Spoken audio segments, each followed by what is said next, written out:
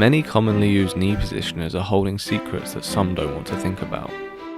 Although they are washed and cycled through sterile processing, even autoclaved, what they leave behind is what we're about to find out. As we disassemble the product and look under even the simple connections of the rails,